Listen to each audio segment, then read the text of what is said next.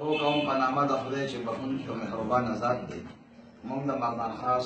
د ټولو عزتمندو غیرتمندو پښتنو وروڼو شکریا ادا کوو چې هرې مالې سره تعلق دی، ځکه چې هغوی زموږ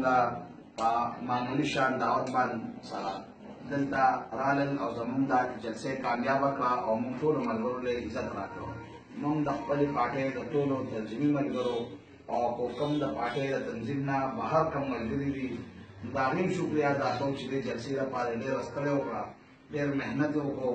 او دا ټول خلک چې څومره راغلل دا د ټولو ملګرو عزت و او دا د ټولو ملګرو په شریکه دا جلسه کامیابه کړه. نو موږ د ټولو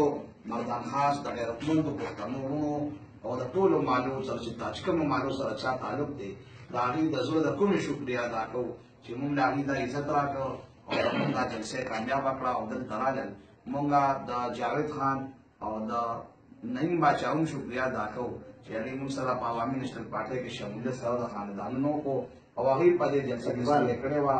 اقبال حاجي صاحب چې د درغو مالې دی دا هم شکریا ادا کوو ځکه چې هغوی په دې کې ستړې کړې وه، خپل کوښښونه یې کړي وو، ملګري راوستل او موږ سره د خاندانونو شامل هم شو او په دې جلسه یې د کامیابولو کې هغوی موږ سره چې کوم کوښښونه کړي د هغوی هم شکریا ادا کوو. او موږ د مردان خاص د خلکو ډېر زیات احسانمن یو چې دا عزت یې موږ ته راکړ او زموږ دا جلسه یې کامیابه کړه. نو دوی نن ثابته کړه چې یاره زموږ د عوامي نیشنل پارټۍ